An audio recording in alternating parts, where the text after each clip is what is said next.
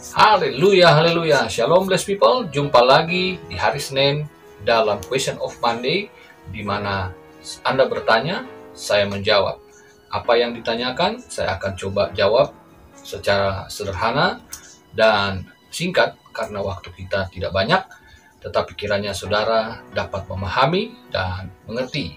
Jangan lupa subscribe, like, share, dan komen. Dan jangan lupa juga lonceng notifikasinya supaya selalu saudara mendapatkan video-video terbaru dari kami. Inilah Question of Monday, Qmon kali ini.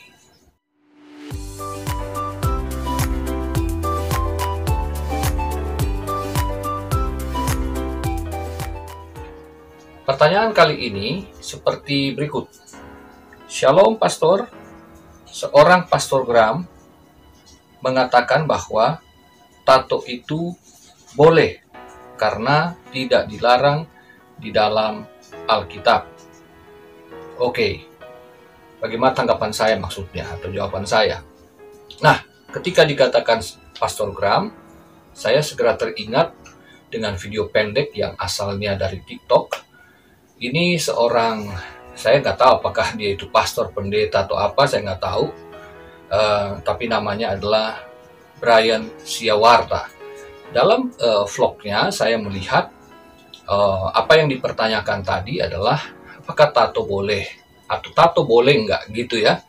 Nah, untuk menjawab ini saya ingin kita dapat melihat juga supaya kita dapat memahami apa yang dimaksudkan dengan pernyataan itu.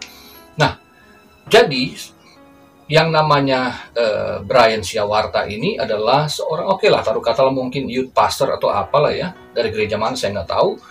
Tetapi beliau seorang muda yang badannya penuh tato.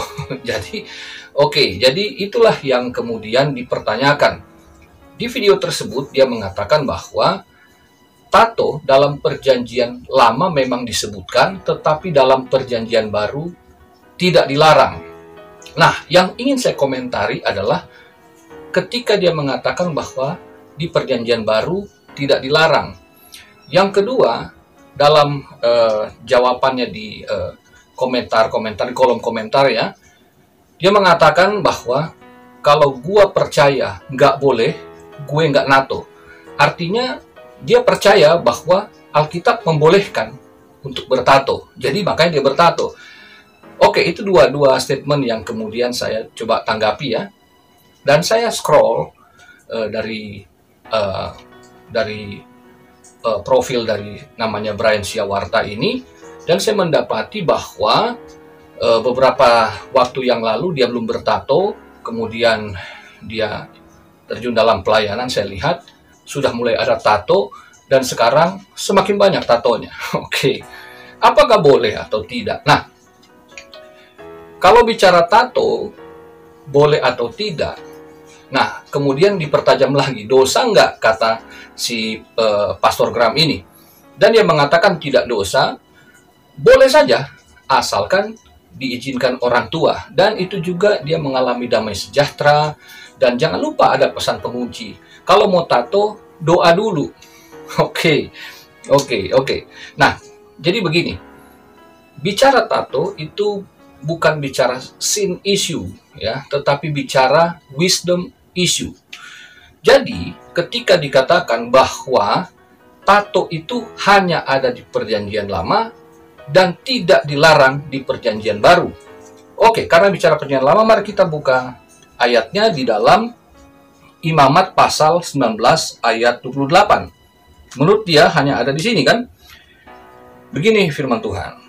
Janganlah kamu menggoresi tubuhmu karena orang mati, dan janganlah merajat tanda-tanda pada kulitmu. Akulah Tuhan. Di pasal 21 ayat 5 juga diulang. Nah, di perjanjian baru memang tidak dikatakan atau dituliskan ulang, tetapi di sini yang saya mau komentari adalah pernyataannya bahwa tidak dilarang. Kalau tidak dilarang, tidak tertulis dilarang, di mana catatan diperbolehkan? Nah, berarti untuk membahas ini harus ada kajian juga. Jadi nggak bisa sembarangan mengatakan karena tidak ditulis berarti tidak dilarang. Itu berbeda loh. Jadi gini ya, kajian harus melihat kajian teologisnya, apa yang dituliskan di Perjanjian Lama tidak dituliskan di Perjanjian Baru, bukan berarti tidak berlaku lagi. Gitu loh. Berbeda dengan tidak dilarang ya. Kalau dilarang kan berarti diperbolehkan. Nah, itu sesuatu yang berbeda. Lalu kemudian kita harus melihatnya juga, apakah tato ini berguna atau tidak. Begitulah kira-kira yang dikatakan. Maka kalau itu damai di hati untuk ditato, ya silakan aja katanya gitu kan. Nah, sekarang kita lihat tato di sini dalam Perjanjian Lama tidak diperbolehkan karena itu adalah ciri-ciri dari orang-orang atau bangsa-bangsa yang tidak mengenal Allah, di mana orang Israel dilarang untuk menirunya. Karena tato pada waktu itu memang berhubungan dengan dunia spiritual, ya, dengan penyembahan dewa-dewi. Karena di sana adalah soal bagaimana mereka terhubung ya dengan arwah-arwah seperti itu dalam ritual-ritual khusus. Saudara juga dapat melihat misalkan di filmnya besutan dari Mel Gibson yang judulnya Apokalipto tentang suku Indian Maya. Di sana jelas itu tentang tato dan rajahan tubuh yang berkenaan dengan dunia orang mati.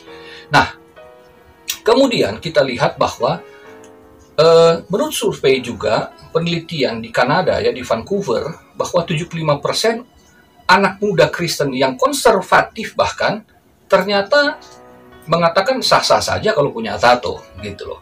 Nah, kemudian penelitian di Amerika Serikat oleh kantor berita AFP, ada 2.000 orang yang disurvei, wanita ya yang bertato, 29% itu mengatakan bahwa mereka mau ditato karena itu menyimbolkan pemberontakan. 34%-nya mengatakan supaya lebih seksi. Oke, jadi ternyata ada hal-hal yang negatif yang berkenaan dengan tato. Kalau tadi di Alkitab bahwa itu berhubungan dengan dunia arwah atau penyembahan berhala, sementara di masa kini orang yang bertato itu, khususnya perempuan, ternyata untuk hal-hal yang berkenaan dengan eksploitasi tubuh dan juga bicara tentang pemberontakan. Lalu kita lihat juga bahwa tato itu sesungguhnya berasosiasi dengan dunia kejahatan. Nah, jadi kalau kita lihat ya, misalkan tato itu diasosiasikan bahwa ini orang-orang nggak bener ya, orang-orang kriminal gitu. Karena faktanya demikian, orang-orang yang dipenjara misalkan. Kalau saudara nonton film-film Amerika itu beneran gitu, bahwa di penjara banyak orang bertato atau di jalanan para gangster bertato. Jadi apa yang difilmkan itu sesungguhnya menunjukkan memang tato berasosiasi dengan kelompok-kelompok seperti ini. Ada juga dengan geng motor besar dan sebagainya. Ya, meskipun demikian, memang tidak selalu bahwa orang bertato pasti jahat. Enggak. Ada juga yang mengatakan bahwa tato itu soal seni. Nah, sekarang kalau bicara seni, dalam tato bagi tubuh manusia, seperti apa sih seni yang dimaksud? Nah, kalau kita melihat apakah ini seni lukis yang dimaksud? Kalau itu bicara seni lukis, maka di dalam dunia seni lukis itu ada 20 aliran seni lukis ya, ada macam-macam, ada realisme, ada romantisme, ada aliran yang namanya abstraksionisme, dan sebagainya, ada 20 jenis. Nah, tato itu masuk jenis yang mana? Dan saya punya keluarga ya, bapak saya dan keluarga besarnya banyak yang jago melukis. Saya tidak bisa melukis, tapi anak saya punya bakat melukis. Nah, seni lukisan itu kalau dilihat orang-orang yang melukisnya itu punya media yang namanya kanvas. Apakah tubuh itu seperti kanvas? Ketika orang melukis sesuatu, maka orang-orang yang melihatnya kemudian mengamatinya, menilainya. Ada nilai yang sangat-sangat spesifik dalam dunia seni lukis. Apakah tato dalam tubuh manusia itu punya nilai seni yang spesifik, di mana orang dapat melihatnya secara cermat seperti para penggemar lukisan? Saya punya banyak keluarga dan teman-teman yang bertato. Karena saya dari Manado, orang Manado itu identik juga dengan laki-lakinya itu rata-rata senang bertato, begitu ya, meskipun nggak sebagian besar ya. Mungkin anak-anak muda yang ya biasalah, generasi-generasi muda ya. Tetapi saya tidak pernah melihat tubuh mereka bertato, kemudian ada orang datang mandangin gitu, mengamati depan sampai belakang, detail tentang tatonya. Tidak ada orang Kristen kemudian yang punya tato full badan, bahkan kemudian jalan-jalan itu di pusat-pusat pertokoan, perbelanjaan, atau di pusat-pusat keramaian lainnya, kemudian nggak pakai baju, menunjuki tatonya. Jadi, apa gunanya punya tato yang banyak jika itu pada akhirnya toh tidak memiliki nilai yang spesifik bagi orang lain? Tidak ada gunanya berarti.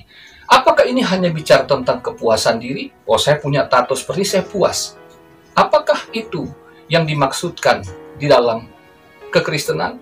Bahwa kita akhirnya menjadi pemuja diri sendiri.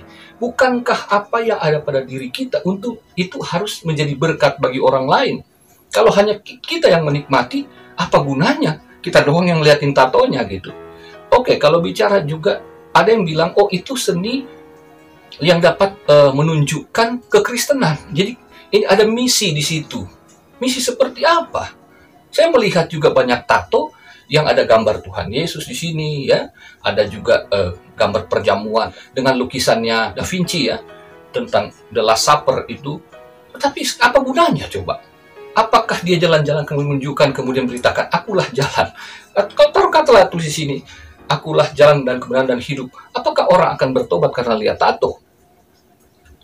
Saudara yang terkasih, saya punya banyak teman, hamba-hamba Tuhan, para pendeta, gembala maupun penginjil yang bertato. Karena di sekolah Alkitab itu saya mempunyai teman yang banyak, itu latar belakangnya ya yang serem-serem gitu ya. Jadi mereka full tato, banyak yang bertato gitu. Tetapi setelah mereka jadi hamba Tuhan, mereka nggak menginjil dengan tatonya, mereka menginjil dengan mulutnya. Artinya ya, pengucapan firman Tuhan secara verbal tentu jauh lebih banyak, tentu jauh lebih bervariasi, dan jauh lebih akurat dibanding hanya tulisan di tato. Apa gunanya? Dan apakah saudara akan menginjil dengan buka baju, menunjukin tato, menunjukkan Yesus Kristus lalu orang datang bertobat? Saya belum pernah dengar orang bertobat karena lihat tato. Tetapi orang-orang bertato yang menginjil, saya melihat banyak orang yang datang kepada Kristus. Jadi bukan tatonya, tetapi hamba Tuhannya ini. Nah, dengan demikian saya ingin menyatakan bahwa ketika teman-teman saya, mereka yang latar belakangnya dari dunia hitam, mereka yang bertato bahkan full, mereka itu tidak menambah tato ketika mereka bertobat dan terima Yesus, kemudian menjadi hamba Tuhan. Saya tidak melihat mereka menambah tato.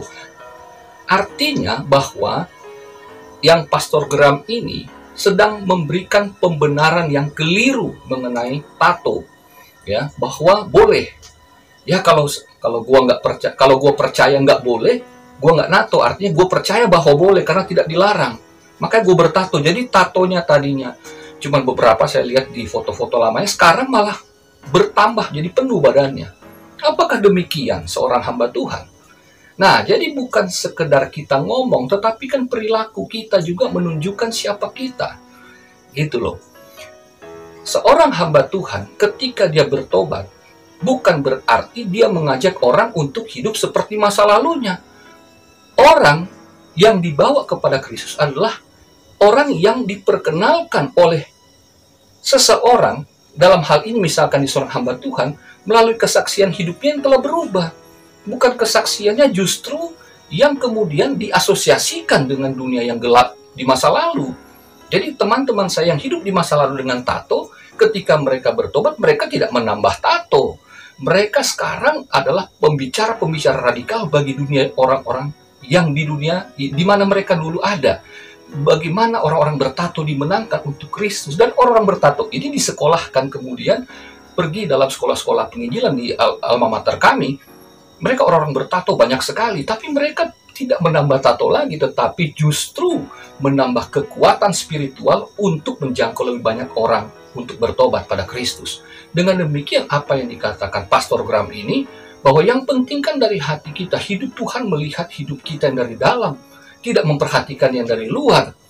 Tetapi jangan lupa, Pastor Graham, bahwa apa yang dari dalam itu menghasilkan sesuatu yang di luar, yang menyatakan isi hati, yang menyatakan karakter dan buah dari Roh Kudus itu. Tuhan menciptakan manusia dengan tato?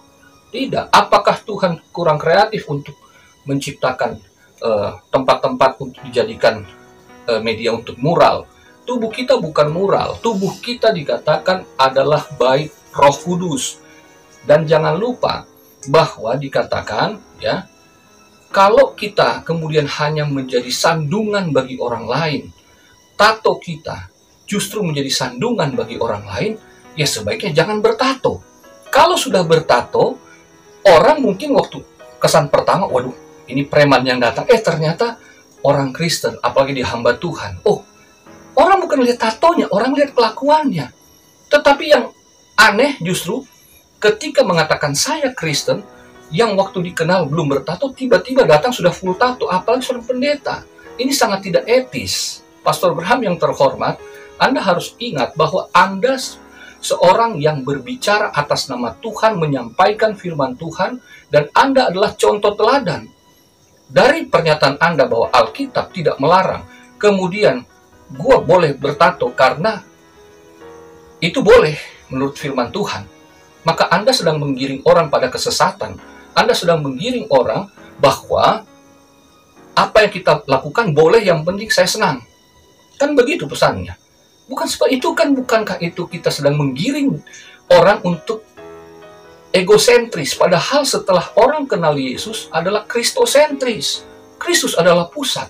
Dan hal-hal seperti ini, meskipun taruh kata tidak spesifik dikatakan dalam perjanjian baru, meskipun secara tersirat itu ada, apakah pantas kemudian kita membawa orang, ya lo mau tato terserah.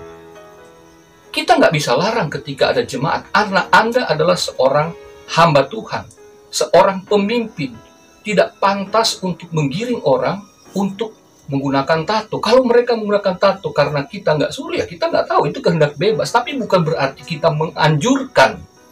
Kita bukan menganjurkan, ya. Jadi mari kita lihat, ya, dari firman Tuhan bahwa karena kita adalah bait Roh Kudus, kamu adalah milik Kristus. Dalam 1 Korintus pasal 3:16, 1 Korintus pasal 6 ayat 19, ya. Bisa dikatakan kamu bukan milik kamu sendiri, kamu milik Kristus. Karena tubuh milik Kristus, tubuh saya milik Kristus, apakah boleh suka-suka saya perbuat? Apalagi hamba Tuhan ini, Pastor Graham ini mengatakan kalau mau tato doa dulu. Menurut Anda, apakah Tuhan akan mengiyakan? Apakah seperti itu yang Anda bilang? Kalau Anda merasa damai, apakah hubungan dengan Tuhan soal perasaan atau soal iman? Iman itu nggak ada hubungannya dengan perasaan. Itu sesuatu yang bisa dimiliki oleh siapapun. Perasaan senang, damai itu nggak selalu orang Kristen. Tetapi iman itu melampaui perasaan. Jadi kita nggak boleh menganjurkan jemaat untuk bertato. Kalau mereka bertato tanpa seizin kita, ya itu kehendak bebas mereka, orang tua mereka, ya kita nggak tahu. Tapi saya hamba Tuhan, saya tidak akan menganjurkan jemaat yang saya layani, anak-anak muda yang saya layani untuk bertato. No, saya nggak akan anjurkan itu. Tapi saya tidak mengatakan ini dosa, ya, karena ini masuk dalam wisdom issue tentang kebijakan, ya. Jadi mari kita lebih bijak di dalam menanggapi isu-isu ini, tetapi jangan lupa kaji dulu dari firman Tuhan. Ya, tidak semua itu berguna. Jadi kalau kita mau bertato, apakah perlu tanya Tuhan? Kalau tanya Tuhan, jelas firman Tuhan bilang nggak boleh. Selesai, titik. Lalu kita mau pakai apa? Mau pakai himbauan dari pendeta. Pendeta itu manusia, bisa salah tafsir. Jadi, mari kita renungkan. Mari kita tinjau juga aspek kepantasan di dalam kita bersosialisasi, kita hidup bermasyarakat. Apakah ini pantas atau tidak pantas? Tetapi ingat bahwa kalau ini demi kemuliaan Tuhan, maka saya rasa masih jauh lebih banyak kita dapat bersaksi mengenai kehidupan kita, perkataan, perbuatan kita daripada sekedar rajah tubuh. Nggak ada orang yang nggak akan perhatikan tatomu itu sekujur badan tiap ketemu terus bilang, permisi saya mau lihat tatonya kok bagus ya, tolong buka bajunya. Nggak ada. Paling banter Anda akan memakai baju lengan pendek, kelihatan ini doang, di sini tatonya, atau di sini. That's it. Apa gunanya itu? Oke, kiranya ini dapat menjadi pelajaran buat kita semua, dan renungkan sendiri. Dosa enggak? Mari kita kaji lebih jauh dalam kacamata atau perspektif firman Tuhan. Sampai jumpa di Q1 berikutnya. Tuhan Yesus memberkati.